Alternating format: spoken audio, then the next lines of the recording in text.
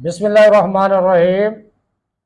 اور جب تم نے ایک خون کیا تو ایک دوسرے پر اس کی تہمت ڈالنے لگے، اور اللہ کو ظاہر کرنا تھا جو تم چھپاتے تھے، تو ہم نے فرمایا اس مقتول کو اس گائے کا ایک ٹکڑا مارو، اللہ یوں ہی مردے جلائے گا اور تمہیں اپنی نشانیاں دکھاتا ہے کہ کہیں تمہیں عقل ہو۔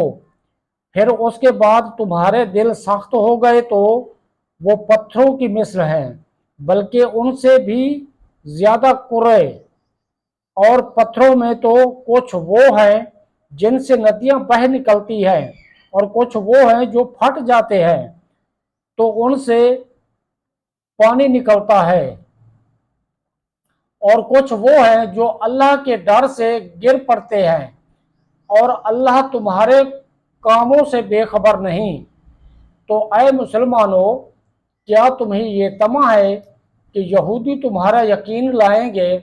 اور ان میں کا تو ایک گروہ وہ تھا کہ اللہ کا کلام سنتے، پھر سمجھنے کے بعد اسے دانستہ بدل دیتے، اور جب مسلمانوں سے ملے تو کہیں ہم ایمان لائے، اور جب آپس میں اکیلے ہوں تو کہیں وہ علم جو اللہ نے تم پر کھولا مسلمانوں سے بیان کیے دیتے ہو کہ اس سے تمہارے رب کے یہاں تمہیں پر حجت لائیں۔ کیا تمہیں عقل نہیں؟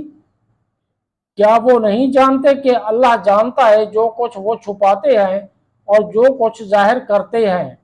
اور ان میں کچھ ان پڑھ ہیں کہ جو کتاب کو نہیں جانتے مگر زبانی پڑھ لینا، یا کچھ اپنی من گھڑت، اور وہ نرے گمان میں ہیں۔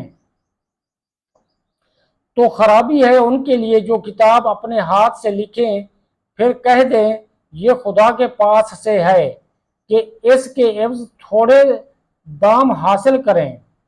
تو خرابی ہے ان کے لیے ان کے ہاتھوں کے لکھے سے، اور خرابی ہے ان کے لیے اس کمائی سے، اور بولے ہمیں تو آگ نہ چھوئے گی مگر گنتی کے دن۔